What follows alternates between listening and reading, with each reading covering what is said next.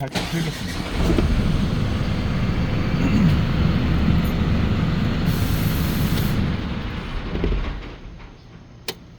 아시겠지만 저희는 이제 기어 변속 레버가 이게 오른쪽에 있고요. DNR 전진, 중립, 후진 일반 승용차 오토 표기랑 똑같습니다. 그래서 이 화살표 있는 스위치를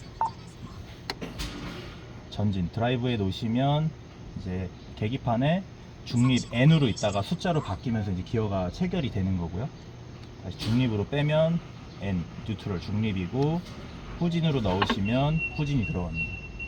이렇게 전후진 중립을 선택할 수 있고, 선택하신 다음에 기어 단수를 올리거나 내리려면 이 레버를 스티어링 쪽으로 당겨 올리시면 기어가 올라가고요, 반대로 눌러서 내리면 기어가 내려갑니다.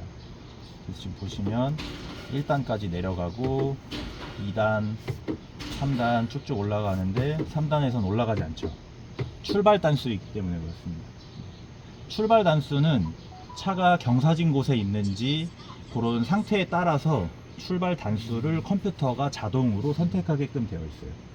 그래서 드라이브를 넣으셨을 때 어떨 땐 3단이 들어가고 어떨 땐 1단이 들어가고 이거 이상한 거 아니야? 라고 생각하실 수 있는데 아주 지극히 정상적인, 잘 작동을 하고 있는 거다라고 보시면 되고요.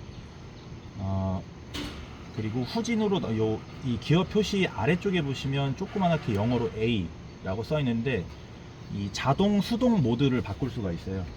지금 옆에 버튼을 누르시면, 꼭 누르시면 M 매뉴얼로 바뀌거든요. 이제 수동 모드로 돌아온 거고, 다시 누르시면 A. 이렇게 수동 자동을 바꿀 수 있고요. 자동 수동의 차이점은 말 그대로 자동에 놓고 주행하시면 그냥 승용차 오토랑 똑같습니다.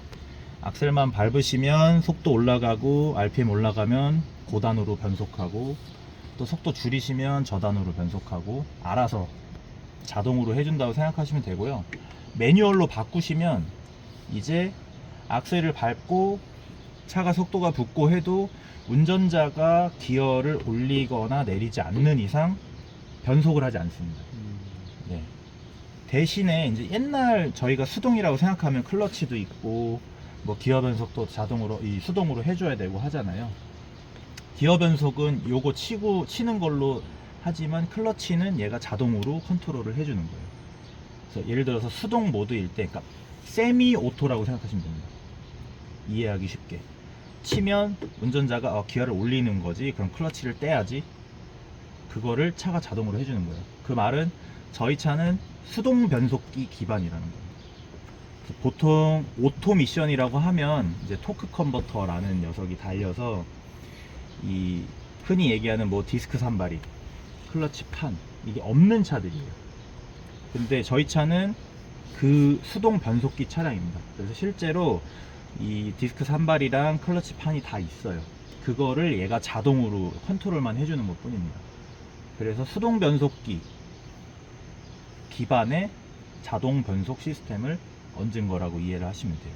그래서 수동일 때는 운전자가 쳐야지만 기어 변속을 하고, 자동일 때는 지가 알아서 다 해준다. 다만 자동일 때도 운전자가 치면 기어를 바꿉니다. 예를 들어서 언덕길을 만났어요. 이제 5단으로 달리고 있었는데 조금 탄력이 처질 것 같아요. 근데 컴퓨터는 아직까지 자기가 기어를 내려야겠다라고 설정이 되어 있는 값에 도달하지 않으면 기어 변속을 하지 않겠죠. 그래서 운전자의 의지로 기어를 변속하면 얘가 바꿉니다. 그래서 언덕에서 탄력을 잃지 않게 미리 이제 예를 들어서 기어 변속을 해준다든지 그런 식으로 해주시면 되고, 또 다시 기어 변속 조건이 되면 얘가 알아서 또 변속을 하는 거죠. 자동 모드이기 때문에. 그래서 요점은 자동일 때도 운전자가 기어를 조작할 수 있다. 올리고 내리고. 네. 그런 식으로 되어 있고요. 그리고 요 레버에 또 하나 이제 기능이 이렇게 아래로 내리시면 엔진 브레이크 작동하는 거고요. 총 2단계가 있습니다. 하나, 둘. 그래서 제동력에 조금 차이가 있고, 보통 이제 엔진 브레이크 하면 일반 화물차들 옛날에 배기 브레이크를 보통 많이 생각하시는데, 그건 이제 배기구를 플랩으로 막아서 배출가스를 이제 저항을 만드는 거죠. 그만큼 엔진에 부하가 가기 때문에 그로 인해서 제동력을 얻는 어떤 그런 원리인데, 저희 차는 조금 다릅니다. 이제 이 엔진 실린더 안에서 이 압력을 가지고 뭐 진공으로 만들었다가 뭐 공기를 채워서 또 이 저항을 만들었다가 하면서 실린더 내부에서 하기 때문에 훨씬 제동력이 좋습니다. 일반 옛날 배기 브레이크보다. 그래서 간단하게 주사기 생각하시면 돼요. 주사기 입구를 막아놓고 당기시면 진공이 걸리기 때문에 굉장히 당기기 힘들잖아요. 엔진 실린더 내부에서 똑같이 하는 겁니다. 피스톤이 내려올 때 흡기 배기 밸브를 다 막아서 주사기를 막은 거죠. 진공이 걸리기 때문에 제동력이 엄청 크겠죠. 그런 식으로 이제 실린더 내부에서 브레이크를 거는 거기 때문에 훨씬 이 제동력이 좋고요. 엔진 브레이크는 이 RPM이 1000rpm 이상일 때만 작동을 합니다. 왜냐하면 RPM이 높으면 높을수록 엔진 브레이크의 효과가 좋기 때문에 1000rpm 밑에서는 사실 엔진 브레이크가 의미가 없어요. 그래서 1000rpm 이상일 때 작동을 하고, 이따가 이제 코스 가셔가지고 한번 제가 이제 보여드릴 건데, 그래서 엔진 이제 내리막길을 주행하실 때 엔진 브레이크를 사용하시면서 기어 단수까지 잘 조정을 해주셔야 이 효과를 크게 가져갈 수 있습니다. 그 말은 단수를 내려서 RPM이 올라가게끔 만들어야 훨씬 제동력이 커지는 거죠. 그러면 이 풋 브레이크를 밟지 않아도 엔진 브레이크만으로 내리막길을 계속 지속적으로 주행할 수 있는 거죠. 그래서 그렇게 활용을 해주시면 아주 좋고요. 이 옆쪽은 사실 뭐 이제 방향지시등 이런 거 와이퍼 다 이렇게 사용을 해보셨을 거라서 요거는 생략을 해도 될 것 같습니다. 여기 점선 실선 있는데 요 위에 보시면 이제 요게 여기 화면 뒤에 보신 동그란 게 이게 우적 센서입니다. 우적 센서. 그래서 오토 와이퍼가 그래서 가능한 거고요. 이 안에 조도 센서도 같이 있어요. 그래서 라이트에 보시면 오토 모드 있죠. 그래서 어두우면 켜지고 환하면 꺼지고 그런 식으로 조절하실 수 있고, 혹시 이 안개등 켜보셨나요? 전 후방? 네. 요거 이제 모르실 수 있는데 라이트가 켜져 있는 상태에서 요 스위치를 몸쪽으로 뽑아내시면 됩니다. 하나, 둘 이렇게 두 단계로 나와요. 그래서 하나 뽑으시면 전방 안개등, 네.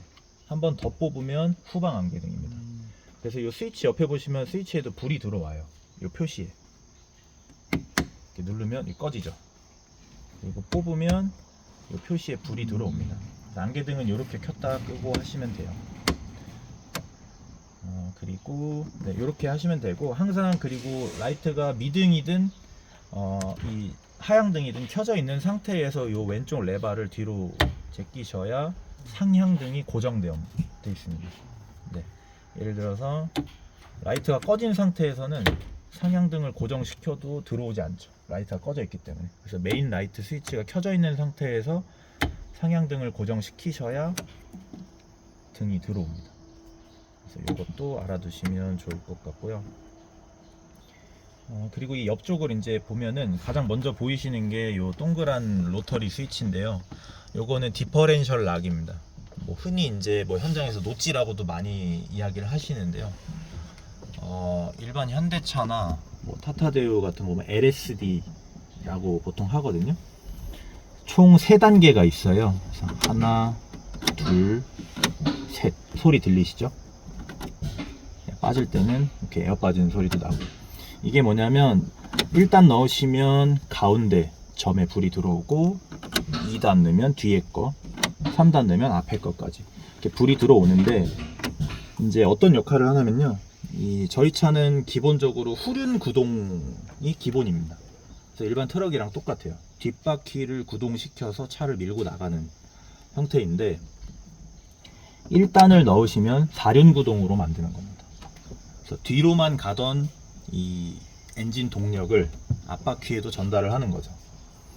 그리고 2단을 넣으시면 4륜 구동이 된 상태에서 이제 뒤에 축 바퀴를 좌우 회전수를 똑같이 만드는 거예요. 중간에서 물리적으로 기어가 삽입이 돼서 잠그는 겁니다. 그럼 좌우 회전수가 똑같아지고요. 3단까지 넣으시면 앞에 바퀴까지 좌우 회전수가 똑같아지는 거예요. 그래서 3단까지 넣으셨을 때 엔진 동력이 100이라면 각 바퀴에 25, 25, 25, 25 똑같이 나눠주는 거죠. 회전수도 다 똑같아집니다. 그때 주의할 점은 결국에는 이 디퍼렌셜 락이 있는 이유가 저희는 차가 이제 선회를 하거나 하면 안쪽 바퀴와 바깥쪽 바퀴의 거리가 달라요. 그 말은 회전수가 달라지겠죠, 바퀴가. 그걸 가능하게 하는 게 차동 기어라는 녀석인데요. 좌우 바퀴의 회전수가 다르게끔 만들어주는 기어입니다. 그게 모든 엑셀에 다 달려있어요, 구동축에는. 근데 좌우 회전수가 달라질 수 있다는 얘기는 곧 어느 한쪽 바퀴가 미끄러지거나 저항이 없는 상태라면 당연히 저항이 적은 쪽으로 힘이 다 쏠리겠죠. 그러면 좌우의 구동력이 배분되어야 될 상황에서 한쪽 바퀴가 미끄러지면 근로 동력이 다 손실이 되기 때문에 차가 앞으로 못 가는 상황이 발생이 되죠. 그걸 방지하기 위해서 좌우를 강제로 잠그는 겁니다. 그러면 이쪽으로는 동력이 손실되지만 강제로 반으로 나눴으니까 반대쪽 바퀴로 치고 나가겠죠. 그러기 위해서 요 디퍼렌셜 락이라는 거, 그 차동 기어를 가운데서 잠그는 거예요. 회전수가 같아지게끔. 그래서 요거를 사용하실 때는 언제냐면 일반적인 이제 주행을 하실 때는 그냥 얘는 전혀 사용하지 않으셔도 돼요. 그리고 혹시라도 이제 임도에 가셔도 주행이 가능하다면 굳이 사용하지 않으셔도 됩니다.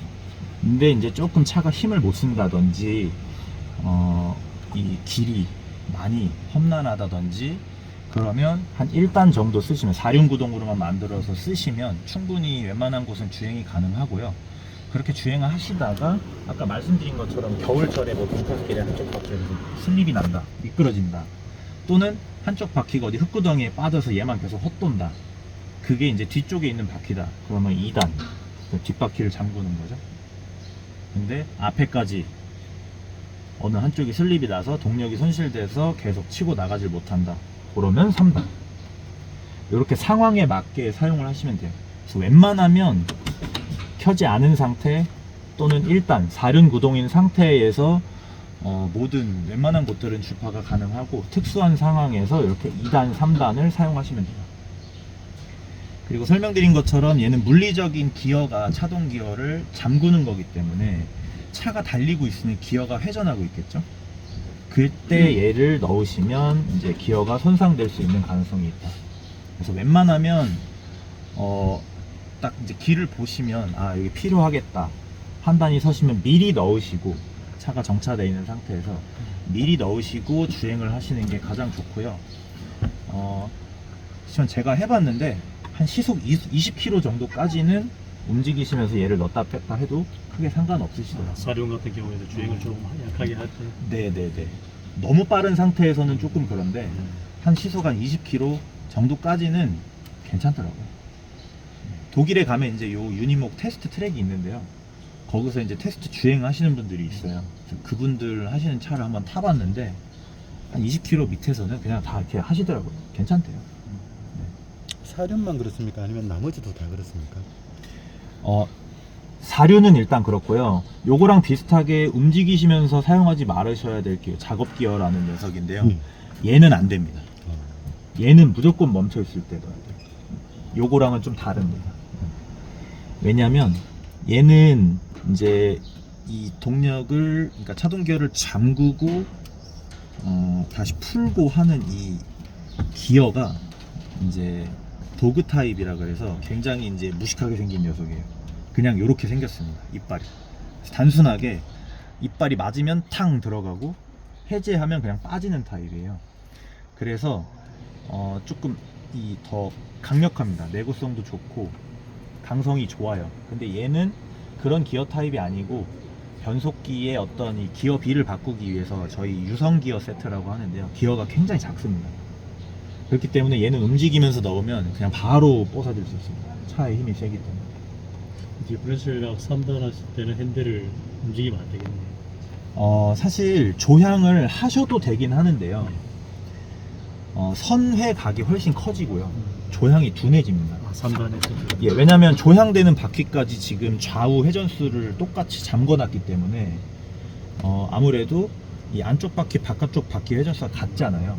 그렇기 때문에 조향각도 커지고 조향도 둔해지고 네, 그런 특성이 있습니다. 대신에 요걸 넣어 놓은 상태에서 너무 이제 각도가 크게 회전을 하시면 마찬가지로 기어가 망가지겠죠.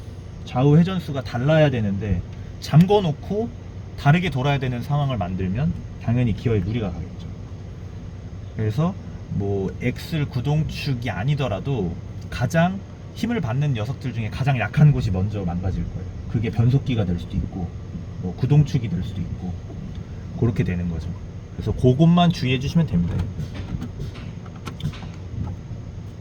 그리고 이렇게 이제 좀 이쪽 부분, 요 공조장치는 뭐 다 사용해 보셨을 거라서 이런 거는 그냥 건너뛰겠습니다. 핵심 주요 부분들만 좀 설명을 드릴게요. 요 ABS 오프로드라는 스위치가 있는데요. ABS 오프로드 켜기 끄기 되어 있습니다. 그래서 좀 헷갈릴 수 있는 게 ABS 시스템 자체를 켜고 끄는 거라고 생각하실 수 있어요. 근데 그건 아니고요. ABS는 운전자가 급브레이크를 밟았을 때 브레이크를 잡았다 놨다 해주는 기능이에요. 그래서 블랙박스 사고 영상 보면은 사고차들 뒤에 보면 이 브레이크 등이 막 깜빡깜빡 거리잖아요. 그게 ABS가 작동하는 겁니다. ABS를 브레이크를 잡았다 놨다를 왜 하냐면 휠에 락이 걸리지 않게 하기 위해서요. 그러니까 급브레이크를 딱 밟고 잡았다 놨다 하지 않으면 그냥 휠이 락이 탁 걸려서 차가 미끄러져요. 그러면 이 앞뒤로 계속 이제 밀려 나가는 건 상관없지만 차가 좌우로 돌아버리기 때문에 위험한 거거든요. 그래서 그걸 방지하기 위해서 내가 조향력을 잃지 않기 위해서 ABS가 작동이 되는 건데, 오프로드에서는 일반적인 ABS랑 똑같이 작동을 하면 오히려 제동거리가 길어지고 더 위험합니다. 그래서 오프로드에 특화된 ABS 기능을 켜고 끄는 스위치예요. 그래서 이걸 끈다고 해서 ABS가 꺼지고 그런 건 아니고요. 오프로드에 특화된 기능을 켜는, 그리고 끄는 스위치입니다. 키면 어떻게 달라지냐, 보통 이게 바퀴라 그러면 브레이크를 잡았다 놨다 잡았다 놨다 이렇게 ABS가 일반적으로 작동을 한다면, 얘가 켜져 있으면 이 텀을 다르게 가져가요. 휠이 일시적으로 락이 걸리게끔, 그러니까 바퀴가 일시적으로 락이 걸리게끔 잡는 거예요. 잡았다가 놨다 잡았다가 놨다 잡았다가 이런 식으로. 그러면 잡고 있는 시간이 일반적인 ABS 작동보다 조금 길어지니까 바퀴가 락이 탁 걸렸다가 풀렸다가 걸렸다가 풀렸다가 이런 식이 되는 거죠.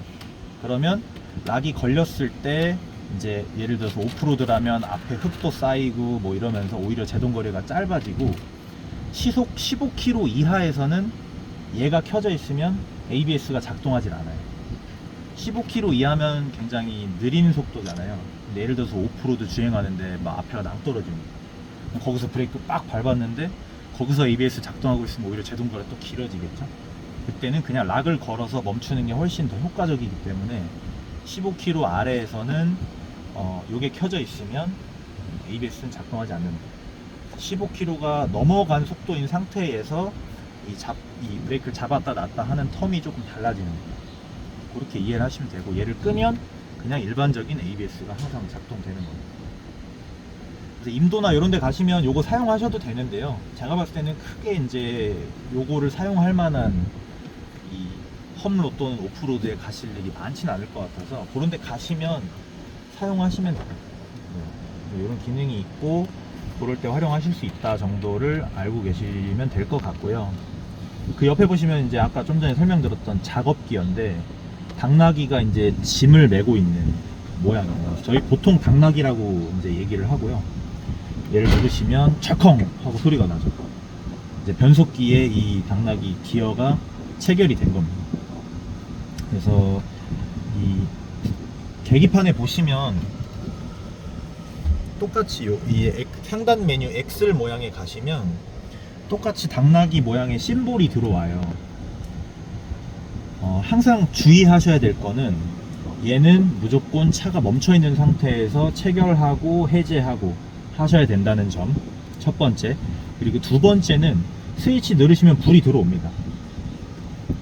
불이 들어온다고 해서 기어가 체결된 건 아니에요. 얘는 단순히 스위치에 이 전원이 켜졌는지 꺼졌는지의 불이고, 말씀드린 계기판 디스플레이에 당나귀 심볼이 들어와야 기어가 체결이 된 겁니다. 네. 그래서 불이 켜졌으니까 기어 들어갔겠네 하고 주행하실 수 있는데, 요 심볼이 들어오지 않으면 안 들어간 거예요. 그래서 항상 최종적으로 이 불은 무시하시고 심볼을 확인해 주시는 게 가장 중요하고요. 뺄 때도 마찬가지입니다. 차가 멈춰 있는 상태에서 누르시면 해제가 되는데 지금은 이제 바로 빠지죠. 그러면 이제 기어가 해제된 겁니다. 근데 간혹 얘는 삽입을 했는데 체결이 안 될 때가 있어요. 그거는 단순히 그냥 기어 이빨이 안 맞아서 그런 거거든요. 소리로는 확인 안 되나요? 소리로는 조금 힘듭니다. 왜냐면 철컹 소리는 나는데 기어 이빨이 안 맞아서 안 들어간 상태일 수도 있고요. 그래서 이게 완전히 체결됐을 때의 소리랑 들어가지 않았는데 얘가 맞닿으면서 나는 소리랑 구분하기는 사실 불가능하죠. 그래서 이 심볼로 확인해 줘야 돼요. 실제로 기어가 체결됐는지 안 됐는지를 판단하는 스위치가 있어요. 그 스위치가 이 디스플레이 심볼이랑 연결되어 있는 거기 때문에 요걸로 확인해 주셔야 돼요. 지금은 잘 들어가고 빠지지만 안 들어가고 안 나올 때는 어떻게 해야 되냐, 이 시동을 한번 걸어 주시면 되고요. 그럼 이제 엔진이 회전하면서 그게 자연스럽게 변속기 쪽 이 샤프트 하나를 회전시키면서 이빨이 맞으면서 들어가거나 빠지고요. 그래도 안 된다면 기어를 전진 또는 후진으로 한번 바꿔주시면 기어가 살짝 움직이면서 얘가 들어가거나 또는 빠지거나 합니다. 그래도 안 되면 사이드 해제하시고 앞뒤로 조금씩만 움직여 주시면 들어갑니다. 또는 빠지거나. 그렇게 이제 사용을 하셔야 되고, 그게 이제 주의할 점 두 번째고요. 심볼을 확인해 주셔야 된다. 네, 그렇게 사용하시면 되고, 그래서 이 작업기어는 도대체 왜 있냐? 저희 차는 전진 8단, 후진 6단입니다. 그래서 총 14단 기어가 기본적으로 제공이 되는데, 작업 기어를 넣으시면 기어비를 이제 확 높이는 거예요. 기어비를 높이면 엔진 회전수가 예를 들어서 1500rpm, 2000rpm인데 실제 바퀴가 구동되는 회전수는 훨씬 작아지는 거죠. 그 말은 속도가 느려진다는 얘기예요. 속도가 느려지면 자연스럽게 힘은 더 세집니다. 그리고 기어를 더 촘촘하게 쪼갠다고 생각하시면 돼요. 그래서 전진 8단, 후진 6단에서 얘를 넣으시면 보시면 이제 지금 불 들어왔는데 심볼 안 들어왔죠. 이런 상태가 생길 수 있습니다. 이제 드라이브 넣으시거나 이렇게 왔다 갔다 해도 안 되면 시동을 한번 걸어주시면 좋아요.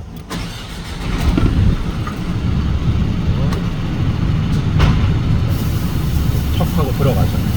이렇게 하시면 되고, 얘를 넣으시면 기어는 자동으로 매뉴얼로 바뀝니다.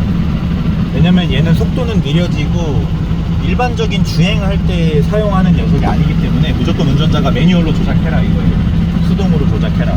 그래서 이렇게 바뀌고, 얘가 들어가면 전진 8단, 후진 6단이었던 녀석이 후진에 2단을 더 줍니다.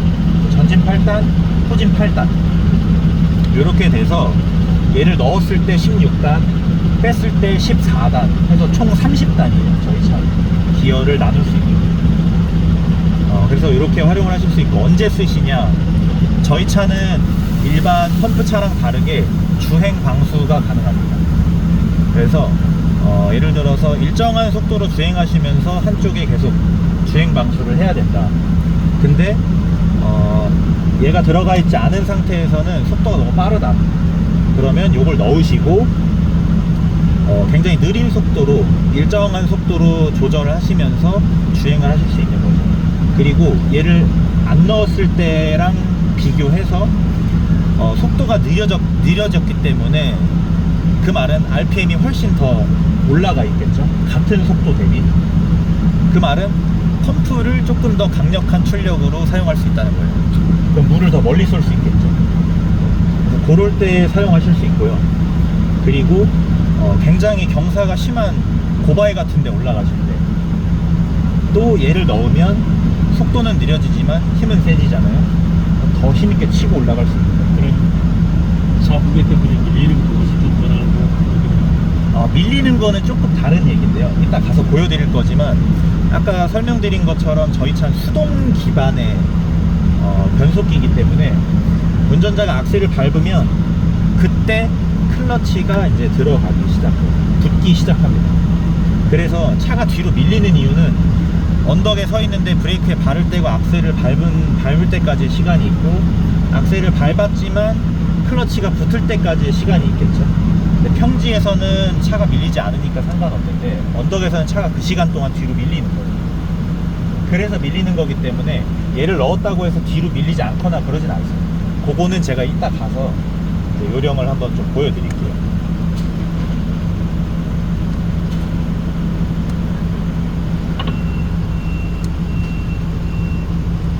지금도 보시면 얘가 빠졌는데 심볼은 계속 살아있죠. 기어가 지금 안 빠진 것 같아요.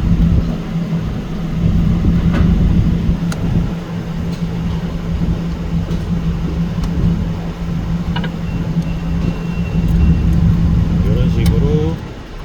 그래서 이 작업 기어는 사실 이렇게 말로만 설명드려서는 좀 이해하기 힘들고요. 실제로 차가 어떻게 움직이는지 한번 보시면 훨씬 이해가 쉽습니다. 간단하게 안 넣고 8단 최고단까지 넣었을 때 얘가 110km까지 주행이 가능한데, 얘를 넣었을 때는 한 24km에서 6km 정도까지밖에 안 나가요, 차가. 최고 단수까지 넣어도. 그만큼 이제 속도가 느려지는 겁니다. 대신에 힘은 세지고. 그래서 뒤에 어떤 뭐 체인을 거셔서 어떤 다른 차를 견인해야 된다든지 뭔가를 당겨야 된다든지 할 때도 요거를 사용해 주시면 되게 좋아요. 힘이 세지니까. 그리고 요 옆에 보시면 동그란 모양의 영어 N이라고 써져 있는 게 엔진 RPM을 조정할 수 있는 스위치인데요. 저희 차는 이제 펌프 작동하실 때 대부분 엔진 RPM이 이제 올라가잖아요. 그래서 그럴 때 사용할 수 있게 엔진 RPM을 조절할 수 있는 스위치를 만들어 놓은 건데요. 한번 보여드리면, 이게 누르면 깜빡깜빡 하다가 똑같은 심볼이 계기판 디스플레이 아래쪽에 나옵니다. 이 상태에서 RPM을 조정할 수 있는 창을 하나 띄워줘야 돼요. 그 창 버튼이 여기 있습니다. 피처링 보시면 네모난 창 버튼 있죠. 요거 누르시면 RPM 창이 나와요. 그래서 화살표 위아래 똑같이 스티어링 핸들 왼쪽에 위아래 버튼으로 누르시면 RPM이 올라갔다가 내리면 내려가고, 이런 식으로 엔진 RPM을 조정을 할 수가 있고요. 올라가 있는 상태에서 내가 바로 공회전으로 놓고 싶다, 그럼 비활성화 화살표 오른쪽 누르시면 바로 공회전으로 떨어지고요. 이런 식으로 RPM을 조정하실 수 있고, 올라가 있는 상태에서 그냥 꺼도 꺼집니다. 그래서 이렇게 RPM을 조정하실 수 있는데, 사실 지금 이 차는 이 소방 장비 얹으면서 얘를 사용하지 않아도 PTO 넣으시면 자동으로 RPM이 올라가게끔 설정이 되어 있기 때문에 얘를 쓰실 일은 사실 많이 없어요. 그래서 이런 기능이 있다 정도만 아시면 될 것 같고요.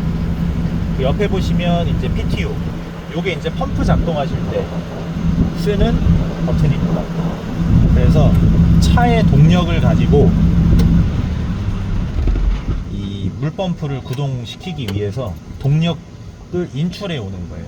이 조작반에 전원이 안 되는 경우에 PTO 이걸로 쓰면 되는 거예요. 이 조작반이랑은 조금 다르고요. 이 PTO하고도 요게 연계가 되어 있어요.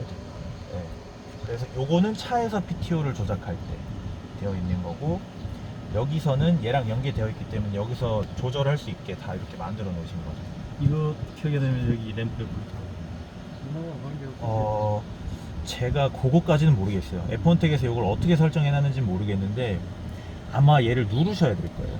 네. 전원이 안 들어오고 전기가 안 들어오죠. 네. 그래서 어쨌든 요게 요 녀석이랑 같은 겁니다. 아마 주행 PTO일 거예요. 요게 요거고, 요 PTO가 아마 요 녀석일 것 같은데, 네, 정확한 건 제가 사실 소방 장비는 조작해보지 않아서. 네, 요건 산불 펌프고요. 요거는 산불만 쓰더라고요. 유압 네. PTO는. 맞습니다. 소방펌프를 그건 다른데, 예, 그건 다르더라고요. 네, 왜냐면 요걸로 연결을 해놨기 때문에 여기서도 가능하고 뒤에 조작반에서도 가능하게끔 다 만들어놨기 때문에 차에서는 이제 얘로 작동을 하는 거죠. 그래서 아마 여기서 조작반에서 키시면 얘를 물리적으로 누르지 않더라도 이 기능이 작동되게끔 설정이 다 되어 있을 겁니다. 그래서 요게 이제 PTO다라고 생각하시면 되고, 옆에는 뭐 이제 비상등이고요. 이 옆에 보시면 이제 타이어 공기압 컨트롤 할 수 있는 시스템이 있는데, 아시겠지만 저희 차의 특장점 중에 또 하나가 타이어 공기압을 차 자체적으로 넣고 빼고 할 수 있는 게 가장 또 큰 장점입니다. 그래서 이것도 보여드리면, 아까 말씀드렸다시피 브레이크도 그렇고 모든 작동 밸브들이 다 공압이에요. 그러면 압축 공기, 그러니까 컴프레셔를 통해서 공기를 생성해내는 녀석이 있는 거거든요. 그럼 그 컴프레셔에서 만들어진 에어탱크의 압력을 가지고 타이어 공기를 넣었다 뺐다 하는 겁니다. 보통 시동을 켜시면 타이어 공기압 자동 모드를 켜고 끄고 할 수 있는 스위치인데요. 자동이 항상 켜져 있습니다. 그게 기본이에요. 그래서 얘는 항상 이렇게 불이 들어와 있을 거고요. 자동 모드일 때 이 왼쪽에 조절 버튼 위아래를 누르시면 계기판에 창이 하나 뜹니다. 그래서 총 4가지 타이어 공기압 모드를 보실 수 있는데요. 지금 영어로 되어 있긴 하지만 하이웨이, 크로스컨트리, 샌드, 머드, 스노우, 그리고 이머전시라고 되어 있는데요. 간단하게 제일 위에는 일반 도로, 그 아래는 이제 오프로드, 비포장도로 또는 흙길, 임도 이렇게 생각하시면 되고, 그 아래 샌드, 머드, 스노우는 모래길, 진흙길, 눈길 요런 데고요. 가장 마지막은 이제 이머전시, 아까 같이 어디 흙구덩이에 빠졌다든지 진짜 이제 고랬을 때 사용하는 거고, 이 모드를 바꿈으로 인해서 크로스컨트리 모드로 바꾸고 기다리시면 자동으로 선택이 되고, 또는 OK를 누르셔도 돼요. 그러면 소리 들리시죠? 공기압을 빼고 있는 겁니다. 그래서 이 타이어 화면에 보시면 지금 파란색으로 보이는 숫자가 있고 노란색으로 보이는 숫자가 있어요. 이제 노란색이었다가 검정색으로 바뀌었죠. 요걸 설명을 드리면, 그리고 파란색도 사라졌죠. 자, 지금 검정색으로 보이시는 게 앞에 2바퀴, 뒤에 2바퀴 실제 타이어 공기압입니다. 그래서 몇 바가 채워져 있는지를 볼 수 있는 거고, 이 모드를 조절하셔서 타이어 공기압, 그러니까 이 모드가 컴퓨터에 다 설정이 되어 있습니다. 도로 상태에 따른 그 각 모드에 가장 적절한 타이어 공기압이 설정이 되어 있는 거예요. 그래서 파란색으로 나오는 숫자는 그 모드의 목표값입니다. 요 공기압까지 공기압을 넣고 빼고 하겠다. 그리고 검정색이었던 숫자가 노란색으로 바뀌었죠. 이거는 공기를 빼고 있거나 넣고 있거나 조절 중일 때는 노란색으로 표시가 되는 거예요. 그래서 조절이 다 되면 검정색으로 다시 바뀌는 거죠. 그래서 그렇게 확인하실 수 있고, 당연히 타이어 공기압이 차 있을 때 압력이 높은 곳에서 해제를 하면 당연히 공기는 빨리 빠지죠. 근데 압력이 높은 곳에 다시 압력을 밀어 넣어야 될 때는 시간이 조금 더 걸립니다. 그래서 공기압을 다시 채워 넣으실 때는 시간이 좀 걸려요. 그래서 이럴 때는 급하시다, RPM을 살짝 올려주시면 엔진의 기어랑 에어 컴프레셔가 연결이 되어 있기 때문에 엔진이 빨리 돌면 컴프레셔도 더 빨리 작동합니다. 그래서 RPM 올리시면 에어를 좀 더 빨리 채우고 타이어 공기압도 그만큼 더 빨리 보충하실 수 있어요. 그래서 악셀 밟고 있는 게 조금 번거로우시다 그러면 이제 이럴 때 아까 이 녀석을 또 사용할 수 있습니다. 창 띄워 놓으시고 RPM 좀 올려 놓은 상태에서 기다리시면 공기는 이제 알아서 찰 거예요. 그래서 얘는 아마 이럴 때만 한번 이렇게 활용해 주시면 좋을 것 같습니다. 일단은 공회전인 상태에서 채우고, 이 옆에 버튼을 한번 설명을 또 드리면, 이제 프론트 엑셀 정지 브레이크라고 되어 있는데요. 이 주차 브레이크 P 표시에 숫자 4가 써 있습니다. 그래서 간단하게 사륜 파킹이라고 생각하시면 되는데, 저희가 작동하는 이 파킹 브레이크는 뒤에 2바퀴에만 이제 주차 브레이크가 달려 있어요. 다른 화물차들도 다 똑같습니다. 구동축에 보통 대부분이 주차 브레이크가 작동되게끔 되어 있는데, 그 말은 이제 얘를 켜게 되면 앞에 2바퀴까지 얘가 임의로 잡는 거예요. 그리고 끄게 되면 여기 숫자 똑같은 심볼이 나오거든요. 끄시면 다시 꺼지고, 근데 끄면은 방금 에어 빠지는 소리 들으셨나요? 잡고 있다가 놓으면 에어가 빠지죠. 그래서 앞바퀴는 실제로 주차 브레이크, 파킹 브레이크에 기능이 없지만 운전자가 발로 브레이크를 밟은 것처럼 얘가 임의로 이걸 누르면 잡고 있는 거예요. 그 상태에 있다가 얘를 끄면 앞에 바퀴는 놔지는 거죠. 근데 얘가 채워져 있으면 뒷바퀴는 계속 파킹이 채워져 있겠죠. 그런 녀석인데, 그래서 얘가 또 왜 있냐를 설명해 드리면, 임도나 흙길 같은 데 오프로드에서 윈치나 이런 걸 사용해서 뭔가 견인하실 때 요걸 채워 놓으시더라도 뒷바퀴가 멈춰져 있는 어떤 이 접지력만으로는 부족할 때가 있습니다. 그럴 때는 얘를 끼셔서 앞에 바퀴까지 브레이크를 잡아가지고 좀 더 이 단단하게 얘가 뭔가 차를 고정시킬 수 있게 그럴 때 이제 사용하실 수 있고요. 또는 경사진 곳에 차를 잠깐 정차해야 된다. 근데 이제 뒤에 물탱크에 물도 실리고 하면 아무래도 뒤쪽으로 무게가 많이 실리고, 그 말은 뒷바퀴에 이제 하중이 많이 걸리겠죠. 그러면 이제 언덕길에 요렇게 서 있다. 그러면 이 사이드 브레이크 채워놓은 것만으로 무게중심이 뒤로 쏠려 있기 때문에 뒷바퀴에 하중이 많이 걸려 있죠. 그럼 얘만 제동을 잡고 있어도 충분할 거예요. 차가 밀리지 않는다는 얘기죠.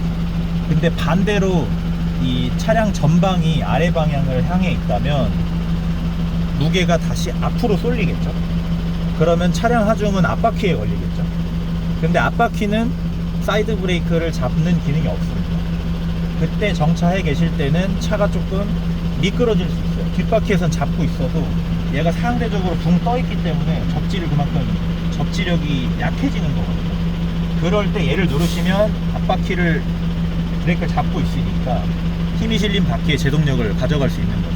그래서 언덕에서 아랫방향으로 정차를 잠깐 해 있으실 때, 그럴 때 이제 얘를 사용하면 좋습니다.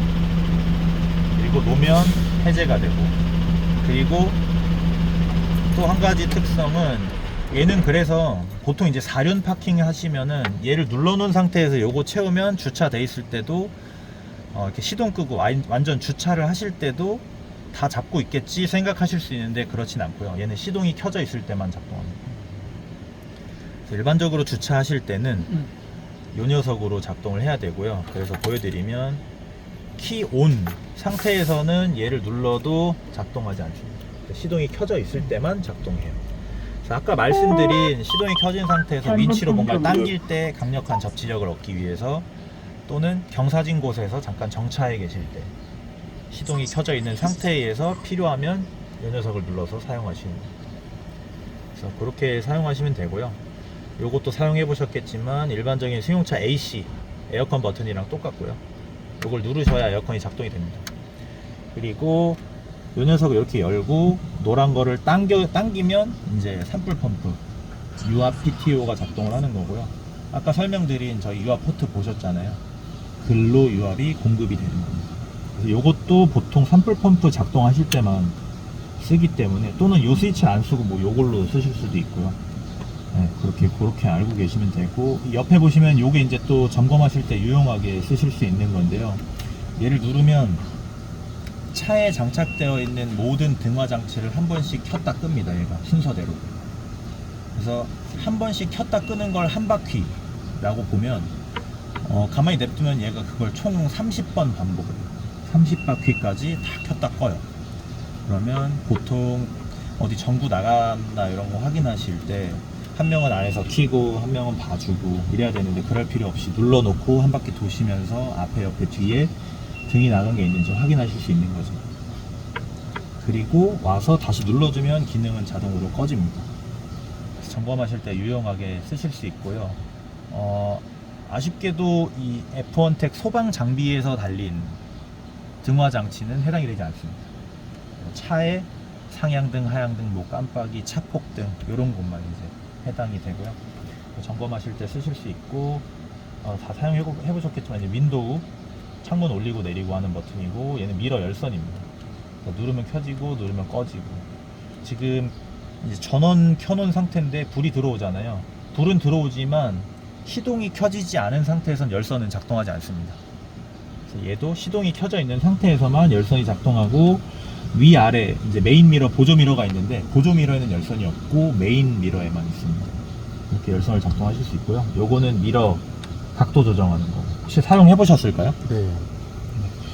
요게 레프트 라이트 되어 있는데요. 운전석 조수석이고요. 얘를 왔다 갔다 함으로 인해서 미러 각도를 조절하실 수 있는 거예요. 그리고 요거 자체가 조이스틱처럼 이렇게 움직입니다. 요 녀석처럼.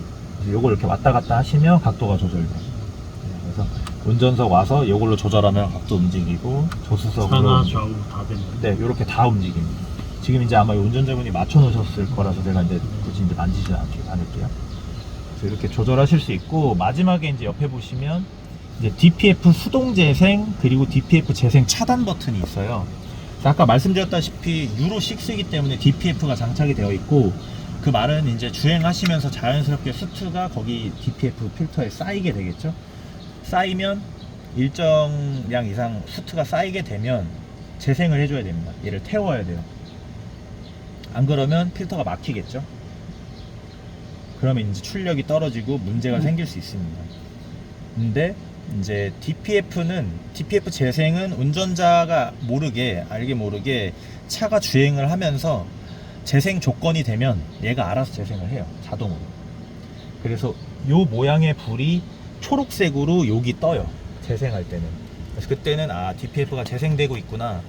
엔진 소리가 좀 거칠더라도 문제가 있는 게 아니구나 생각하실 수 있습니다. 엔진 소리가 거칠어지는 이유는 보통 이제 뭐 엔진이 작동할 때 연료를 분사하잖아요. 정확한 타이밍에 연료를 분사하는데 DPF를 태우기 위해서 후분사라는 걸 해요.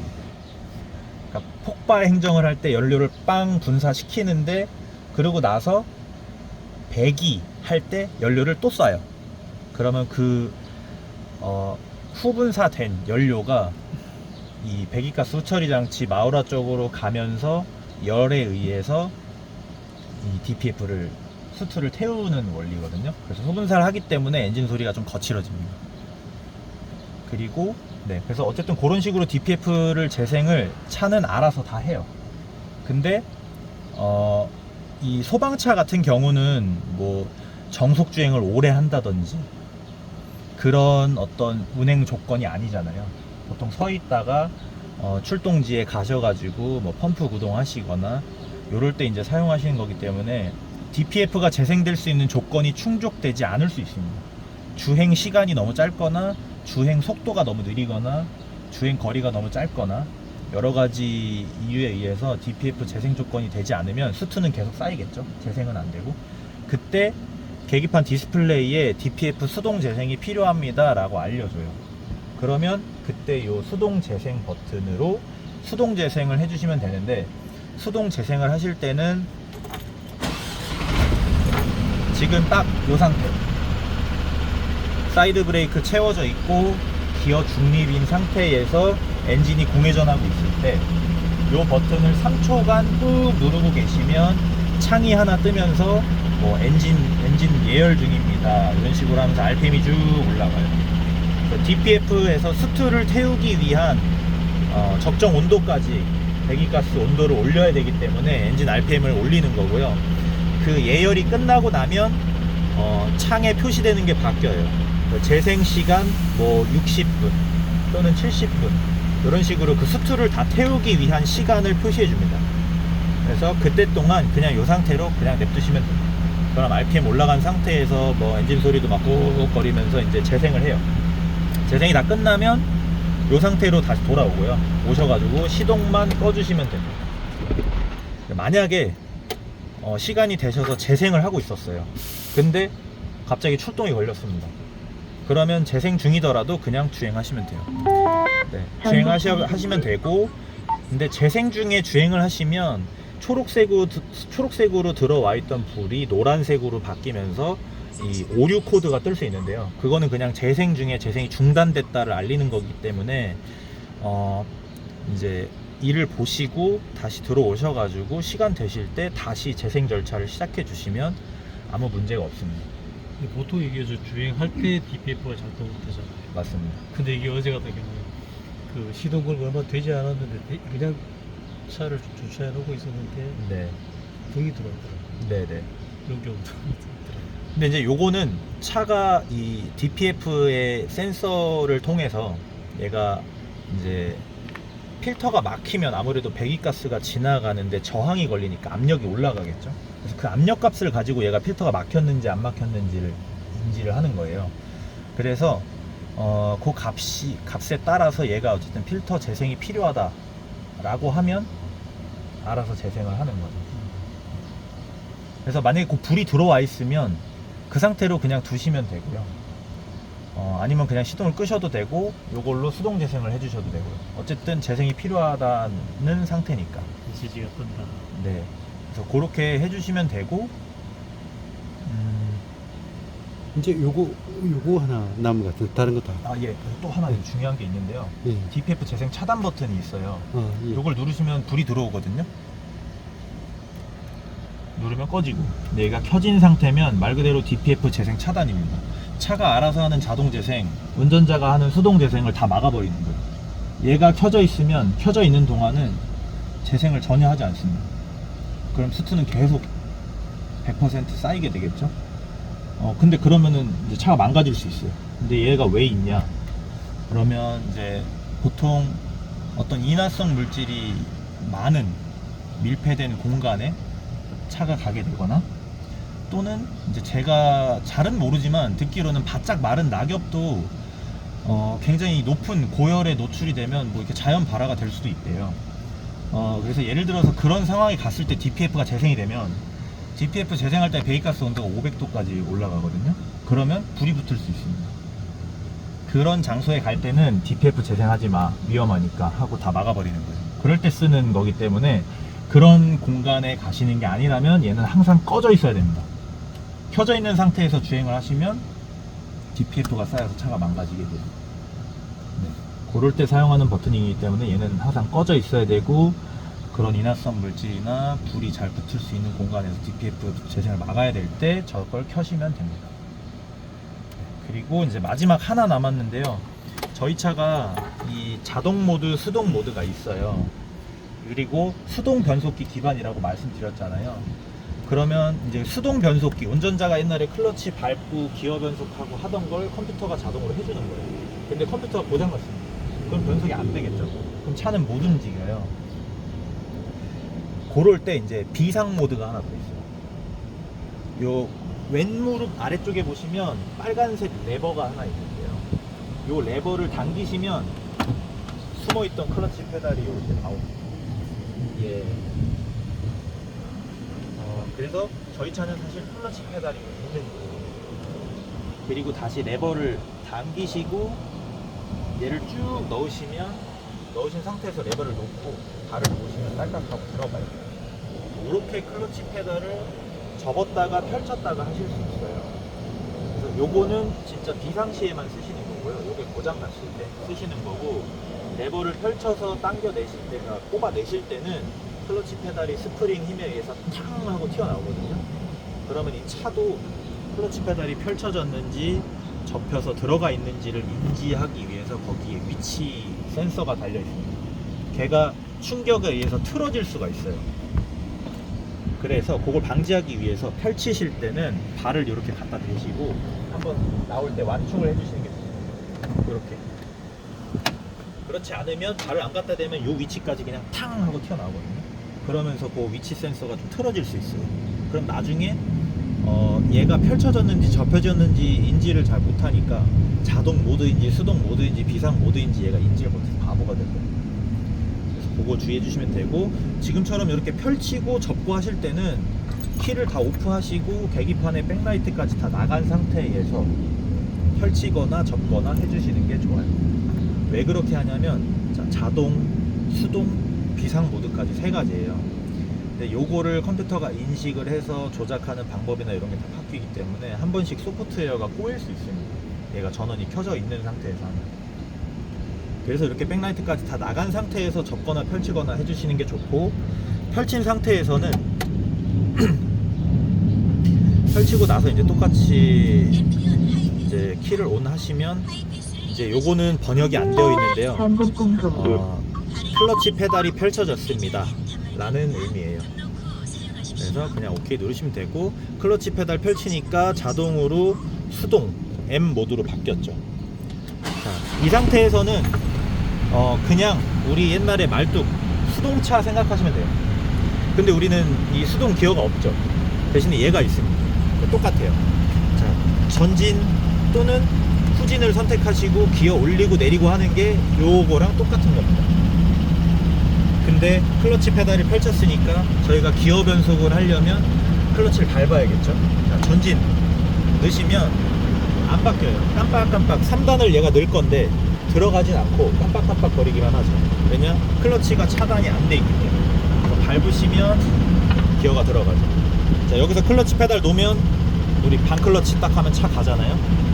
차가 움직이는 겁니다. 그래서 완전 말뚝 수동차랑 똑같이 된 거예요 지금.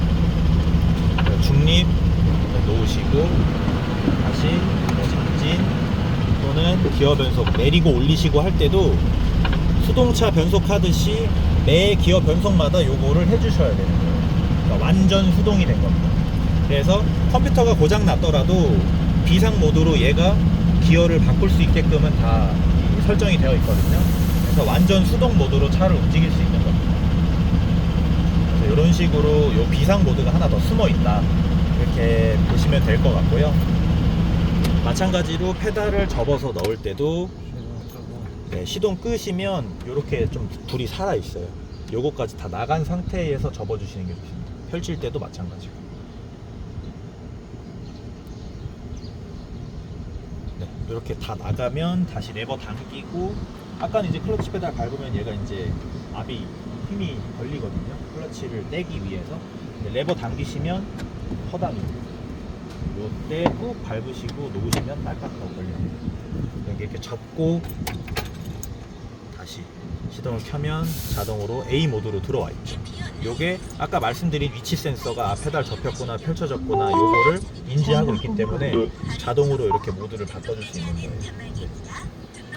이렇게 이제 기능 설명을 쭉 드렸고요. 지금 설명드린 이제 중요한 부분들을 실제 주행 나가서